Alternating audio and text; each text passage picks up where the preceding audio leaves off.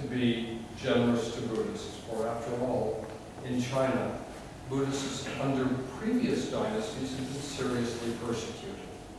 So I think it's important to understand the context in which the writers were writing. And by writers, I do mean everyone from Xuanzang, or even his predecessor by 200 years, Faxian, and many have been at Nalanda, very close to its birth. He refers to a place, really almost in passing, that he calls Nulla, which may be Nalanda in its formative stage, all the way right up to the very present day. And so the kinds of questions that I think are really interesting and important to pose might start off with, where is Nalanda? You know, yes, we can talk about it as a certain number of kilometers north of Rajgir. That's one way of thinking about it. We can talk about the physical entity of the excavated site, though I think there's very strong evidence that it was a great deal larger than that. Rajani makes the case, for example, that the various pokars, the various tanks that are in close proximity to Nalanda may very well define its perimeter. And so instead of thinking of walls, of brick-constructed walls, maybe it's better to think of the bodies of water that that defined Nalanda. You know, the Archaeological Survey of India produces a kind of wall. They do so to protect the monuments, which are, after all, terribly important, and have, through time, been desecrated. But clearly there's more to Nalanda than that. So when we say, where is Nalanda? Okay, one answer might be to describe it in terms of walls or distance from places. But what do we do with other Nalandas? Do we include Nalanda University? It is Nalanda, after all.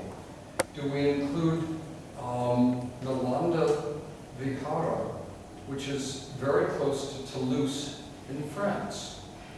Seriously, there's a Nalanda in France. Yeah, did you encounter it at all? No, I was. Okay, it's about 22 kilometers away from Toulouse.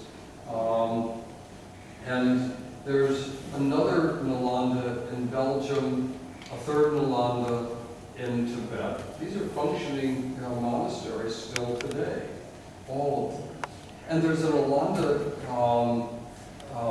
they call it Nalanda Mahavihar, though it's in fact much more than, it's more a study group and a generous charity group in Malaysia. So if we say, where's Nalanda? Perhaps we ought to be very much more inclusive than to think of it as a place that is geographically fixed. We could also ask, I suppose, when is Nalanda? And what do we really mean by that? Does something have a clear beginning and a clear end? And that leads me to two kinds of questions. What caused Nalanda's end? And was Nalanda a university? And if so, in what sense? Let's try the end part first, and then come to the issue of Nalanda as a university. The usual story is that the truths that Bhakti-Ar brought with him caused Nalanda's demise. And both yesterday at Telhara, where I talked to some of the guards at the site, another monastery not far from here, about, I'm going to give it a sort of rough estimate, 40, 45 kilometers north of here. The guards assured me that every brick that was out of place was caused by Bhakti-Ar and his troops, who came either in 1193 or 1194. 1947. The date isn't absolutely clear. And then today, just for fun, interest as well, I followed a guide who was speaking to somebody who clearly was very important, and I don't know who the... It was a judge. What was it? A judge. Was it a judge? Okay, because he came with armed guards. And thanks, that clarifies. And I couldn't help but eavesdrop. Well, I intentionally eavesdropped, I have to say. And listened to what the guides were telling, the one guide was telling him. My Hindi is not perfect, but it's good enough to easily understand what the guide was saying.